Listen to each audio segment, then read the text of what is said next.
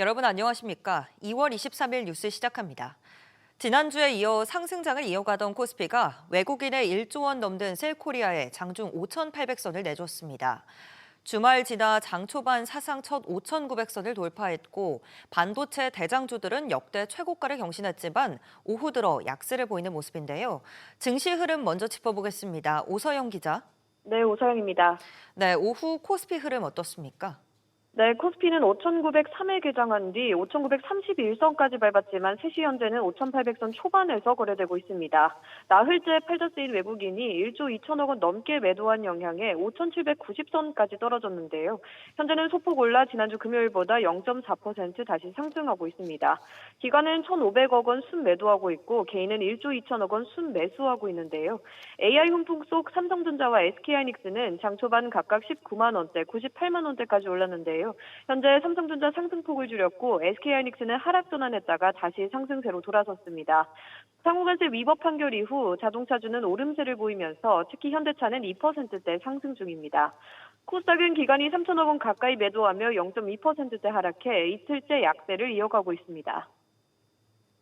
네, 또 환율은 소폭 내리고 있다고요. 그렇습니다. 미국의 관세 불확실성이 커지면서 달러가 약세를 보이고 있는데요. 달러 환율은 전거래일보다 5원가량 내린 1,441원대 거래되고 있습니다. 환율은 1,443원으로 출발한 뒤 낙폭을 확대해서 1,430원대까지 떨어졌다가 다시 하락폭을 줄인 상황입니다.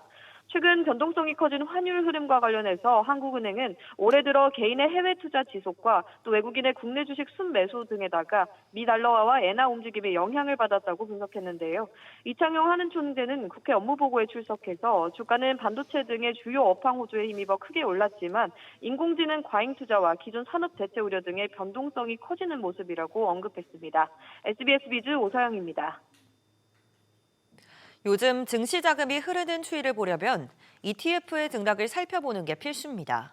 최근 우리 증시 테마로 자리 잡은 이른바 조방원 중 하나인 원자력 관련주가 이 ETF 시장에서도 초강세를 보이고 있습니다. 관련 흐름도 짚어보겠습니다. 최은아 기자. 우선 원자력 ETF들 상승세 어떤가요? 네, 대표적 원자력 ETF인 미래에셋 자산운용의 타이거 코리아 원자력은 올 들어 지난 20일까지 70%가량 폭등했는데 상승세를 이어가고 있습니다. 국내 원전주에 투자하는 ETF 5종의 상승률은 올해 코스피 수익률인 38%를 상회하고 있습니다. 소형 모듈 원자로 테마인 솔 한국원자력 SMR과 후덱스 K원자력 SMR은 올해 60% 넘게 올랐습니다. 전체 원자력 ETF 5개 중 4개는 SK하이닉스 상승률 46%보다도 높았고 3개는 삼성전자 수익률 58%도 넘은 셈입니다. 네, 그렇다면 원자력 테마 ETF가 가장 많이 담고 있는 종목은 뭡니까? 네, 현대건설이 급부상하며 원자력 ETF 상품 5개 중 4개 상품에서 비중 1위를 차지했습니다. 시가총액이 5배 가까이 큰 두산 에너빌리티도 넘은 건데요.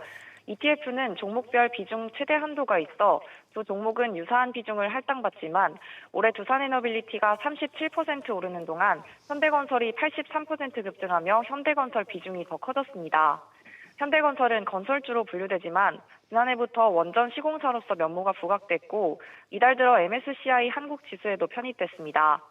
다만 증권가에서는 최근 원자력 ETF가 급등한 만큼 차익 실현 압박에 대비할 필요가 있다며 글로벌 전력 인프라 투자 교체 사이클을 점검할 필요가 있다는 지적도 나옵니다. SBS 비즈 최윤아입니다. 코스피가 장 초반 5,900선까지 넘겼지만 오늘도 외국인은 주식을 팔아치우고 있습니다. 이렇게 떠나는 외국인을 붙잡기 위해 금융당국이 외국인 통합 계좌에 대한 규제를 정비하기로 했습니다. 취재기자 연결합니다. 신성우 기자. 네, 신성우입니다. 네, 그러니까 이 외국인 통합 계좌 규제를 완화하겠다는 거죠? 네, 그렇습니다. 금융감독원은 다음 달 13일부터 해외 증권사의 외국인 주식 거래 보고 의무를 월 1회에서 분기별 1회로 바꾸기로 했습니다. 외국인 통합 계좌란 외국인이 국내 증권사 계좌를 직접 개설하지 않아도 해외 증권사를 통해 국내 주식을 살 수 있도록 하는 계좌를 말하는데요. 이때 해외 증권사는 매달 외국인 통합 계좌를 이용하는 외국인 주식 거래 내역을 보고해야 하는데 이 주기를 완화하겠다는 겁니다. 규제를 완화해 행정적 부담을 줄이고 해외 증권사들이 더 적극적으로 통합계좌 서비스에 참여하도록 하겠다는 취지로 풀이되는데요. 이를 통해 MSCI 선진국 지수 편입도 추진한다는 계산입니다. 네, 현재 이 외국인 통합계좌 서비스가 운영되고 있는데 이 상황은 어떻습니까? 네, 정부가 통합계좌를 적극 장려하고는 있지만 서비스 확산은 더딥니다. 앞서 하나증권이 홍콩의 엠퍼러 증권과 파트너십을 맺고 지난해 최초로 서비스를 시작했고 현재까지 유일합니다. 업계 관계자들은 파트너십을 맺을 해외 증권사를 찾는 일이 쉽지 않다고 설명하는데요. 이 밖에 시스템 개발 등도 진입장벽으로 꼽힙니다. 이 가운데 외국인은 올해 들어 코스피 시장에서 약 10조 원을 순매도하고 있는데요. 금융감독원은 이번 방안에 대해 국내 주식 접근성을 제고해 국내 투자 수요 기반을 확충하기 위한 조치라고 설명했습니다. SBS 비즈 신성우입니다. 정부는 여전히 다양한 국내 증시 부양책을 펼치고 있고 그중 하나가 해외 투자자들의 국내 복귀 유도입니다. 관련해 세금 혜택을 주는 이른바 복귀 계좌의 출시를 예고한 상태인데 국회 논의가 여전히 지지부진합니다. 관련 상황도 짚어보겠습니다. 김성훈 기자. 이게 원래는 3개월까지 복귀해야 세금 혜택을 준다는 게 기본 골자였잖아요. 네, 그렇습니다. 국내 시장 복귀 계좌 RIA는 이달 출시를 목표로 정책이 추진됐는데요. 해외 주식 매도 금액 5천만 원을 한도로 1분기에 RIA 계좌를 통해 매도가 이루어져야 100% 세제 혜택이 주어지고 2분기에는 80%, 3, 4분기에는 50%로 소득 공제율이 낮아지도록 설계됐습니다. 투자자 입장에선 출시 시점이 늦어질수록 불리한 측면이 있는 겁니다. 하지만 계좌가 출시되기 위해선 국회에서 관련법 처리가 먼저 이루어져야 하는데 국회 법안 심사는 26일에야 처음 이뤄질 예정입니다. 관련 법안을 대표 발의한 더불어민주당 정태우 의원실 측에선 일단 재경위 조세 소위 논의를 해봐야 한다면서도 법안 심사 과정에서 공제 시점을 합리적으로 조정할 여지는 있다고 설명했습니다. 재경부는 국회에서 논의될 사항이라고만 밝혔습니다. 문제는 소위를 거치면서도 또 거친 뒤에도 절차들이 남아있다는 거죠. 남은 일정은 어떻습니까? 네, 일단 여당 측에서는 여전히 이달 법안 처리를 목표로 하고 있지만 일정이 빠듯합니다. 재경위 법안 심사 이후에도 법사위 의결과 본회의 통과 절차를 밟아야 하기 때문입니다. 여당인 민주당에선 내일부터 다음 달 3일까지 매일 본회의를 열어 각종 법안 처리에 속도를 낼 방침인데요. 하지만 행정통합특별법과 사법개혁 3법, 그리고 3차 상법 개정안 등의 처리를 우선순위에 두고 있습니다. 여기에 대미투자특별법도 다음 달 9일까지 처리한다는 계획인데요. 재경위 의원들이 대미투자 특위에 다수 배치돼 있는 데다 여야 정쟁으로 일정이 밀릴 가능성도 있어 다음 달 RIA 계좌가 출시될 수 있을지도 미지수인 상황입니다. SBS 미즈 김성훈입니다. 대형 저축은행의 유가증권 보유 한도 규제가 완화됩니다. 저축은행 자기자본의 운용 유연성을 높여 혁신 성장 산업에 적극적인 투자를 유도하기 위해서인데요. 대출 영업 대상도 중소기업에서 중견기업까지로 확대됩니다. 취재기자 연결합니다. 정보윤 기자. 네, 정보인입니다. 네, 금융당국이 저축은행 발전 방안을 내놨다고요. 네, 금융위원회는 오늘 저축은행 업건과 간담회를 열고 저축은행의 기업대출 대상을 중소기업에서 중견기업으로까지 확대하기로 했습니다. 현행법상 저축은행은 영업구역 내 개인, 중소기업 대상 여신 비율을 일정 수준으로 유지해야 하는데 여기에 중견기업까지 포함되는 겁니다. 대형 저축은행들이 유가증권 보유 한도 규제도 완화해 혁신 중소기업으로 적극적인 투자가 이루어지도록 할 방침입니다. 주식 보유 한도는 자기자본의 50%에서 100%로 늘어나고 비상장 주식, 회사채는 10%에서 20%로 집합투자증권은 20%에서 40%로 2배씩 상향됩니다. 저축은행 예대율 선정 때 수도권 대출은 가중치를 100%에서 105%로 높이고 비수도권 대출은 95%로 낮추는 등 지역 우대 방안도 추진합니다. 또 대형사의 경우 독자적으로 체크카드나 모바일 쿠폰을 취급할 수 있도록 했습니다. 네, 여기에 건전성 규제도 개편한다고요. 네, 대형 저축은행에는 은행 수준의 BIS 비율 산정 방식을 단계적으로 도입합니다. 일부 대형사가 여전히 자본 비율을 단순 산출하고 있어서 PF 등 고위험 자산의 리스크가 충분히 반영되고 있지 못하다는 지적 때문인데요. 이들에게는 또 기업 여신의 신용 위험을 실질적으로 평가할 미래 채무 상환 능력 분류 기준도 도입합니다. 또 지방은행 수준의 동일인 주식 보유 한도를 설정하는 등 차등적인 소유 규제 체계를 마련하도록 했습니다. 반면 소형 저축은행의 경우 건전성이 양호하다면 외부 감사 수검 주기를 분기에서 반기로 완화해 부담을 덜어주기로 했습니다. SBS 비즈 정보윤입니다. 기업 업무에 AI 활용이 늘어나면서 보험사들도 상품 가입이나 보상 분야에 특화한 AI를 개발하고 도입해 왔는데요. 이렇게 보험 가입자를 대상으로 한 업무뿐 아니라 자산 운용을 위한 투자까지 활용 범위가 확대되고 있습니다. 신다미 기자. 네, 신다입니다. 네, 보험사가 투자 AI를 개발하고 있다고요. 네, 그렇습니다. 하나손해보험은 지난 20일 자산운용 AI 솔루션 도입과 운영을 맡을 업체에 공개 입찰에 나섰는데요. 하나손보가 개발하려는 AI 상세 내용을 살펴보면 대체 투자 포트폴리오 모니터링부터 리스크 식별 기능을 포함한 실사 효율화, 계약서 검토와 맞춤형 마케팅 브리핑 등의 기능이 포함됐습니다. 투자 심사부터 계약 운용, 모니터링과 리포트 등 모든 자산운용 과정에 AI를 도입할 수 있는 통합 솔루션 프로그램을 개발하는 것으로 풀이되는데요. 기존 보험사들은 보험 가입이나 설계, 보상 비율을 산정하는 등의 기능에 AI를 도입해왔습니다.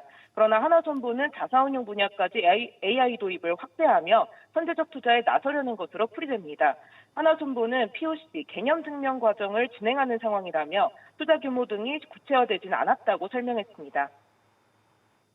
보험사들은 이 수익성 악화에 골머리를 썩이고 있는 상황인데 이 활로를 찾기 위한 거군요. 네, 그렇습니다. 손보사들은 실손보험과 자동차 보험을 중심으로 손해율이 지속적으로 높아지고 있는데요. 이에 따라 자산운용 부문은 보험사의 수익성 핵심 영역으로 자리 잡았습니다.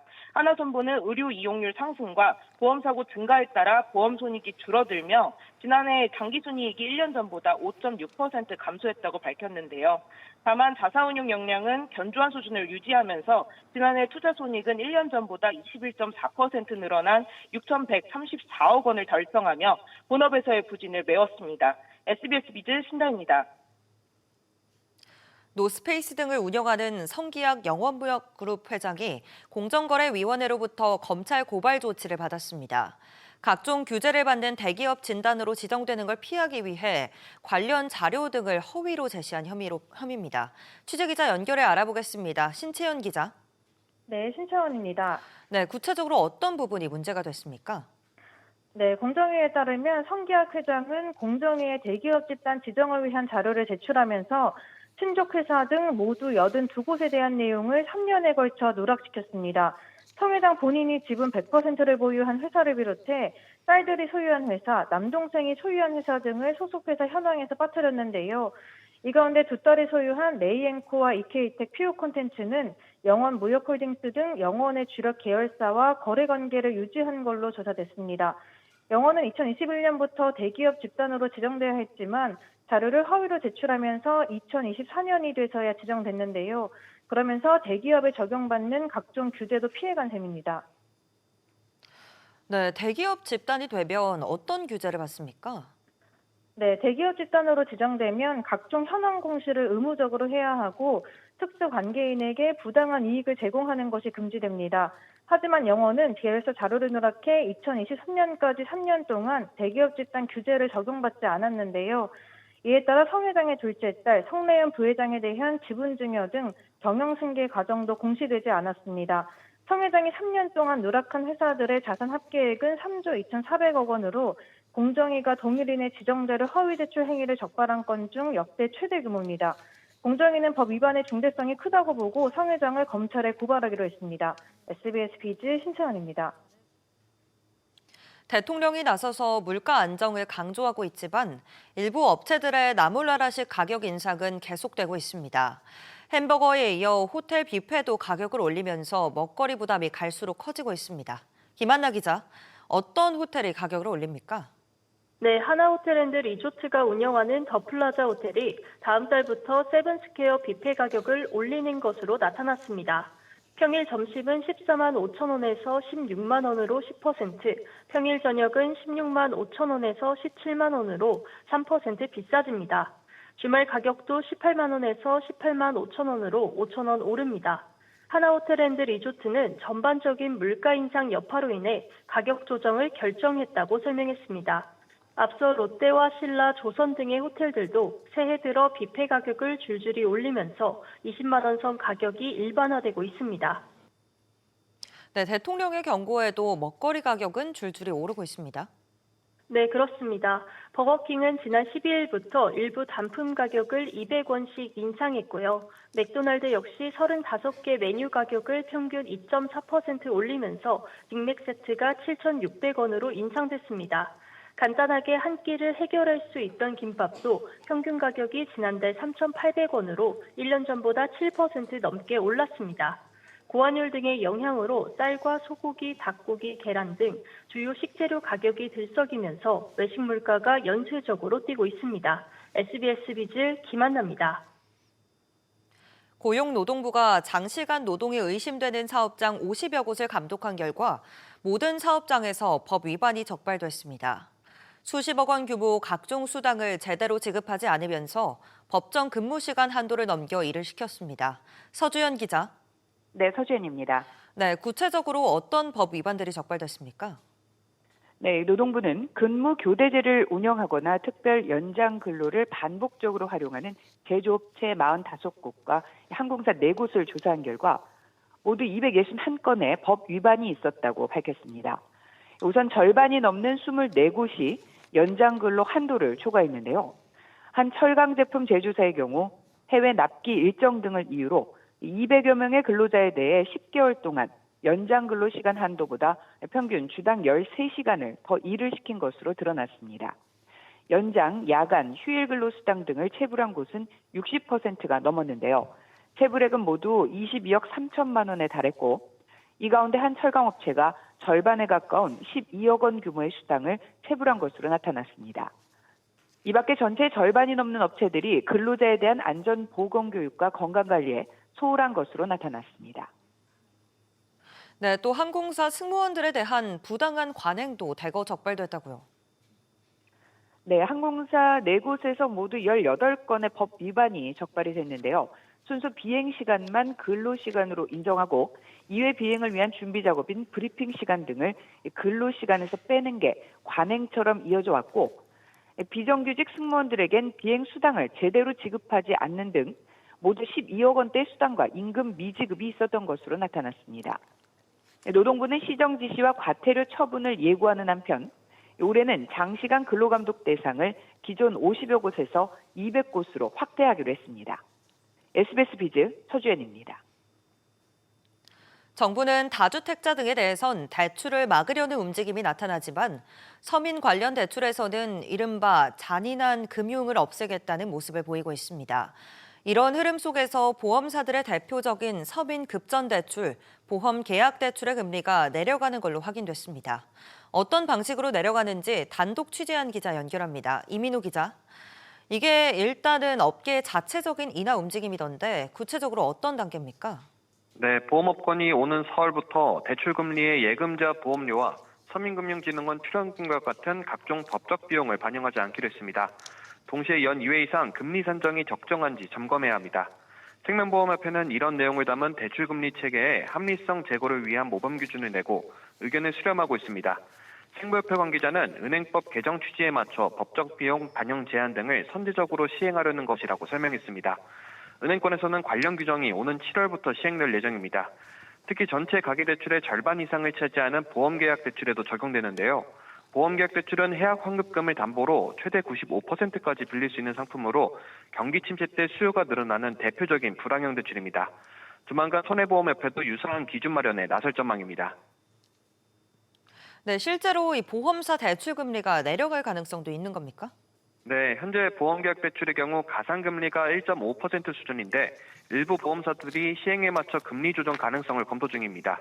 한 보험업권 관계자는 서민금융진흥원 출연금을 가상금리에 반영한 사례가 있었다며 이론적으로는 금리 인하 효과가 있을 수 있다고 밝혔습니다. 앞서 금융감독원은 보험사 가상금리에 대출과 직접 관련 없는 비용이 반영된 사례를 지적하며 금리 산정 기준 정비 필요성을 언급한 바 있습니다. 은행권에 이어 보험업권까지 금리 산정 기준 변화가 예고되면서 금융권 전반으로 금리 규제 강화 흐름이 이어지고 있습니다. SBS 비즈 이민우입니다. 공정거래위원회 조사를 받고 있는 CJ 제일제당이 일반 소비자용 전분과 당뇨 제품 가격을 내리기로 했습니다.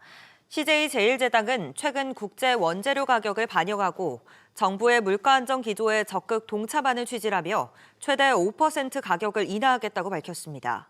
사조그룹의 사조 CPK도 전분당 주요 제품 가격을 3%에서 5%로 내리기로 결정했습니다.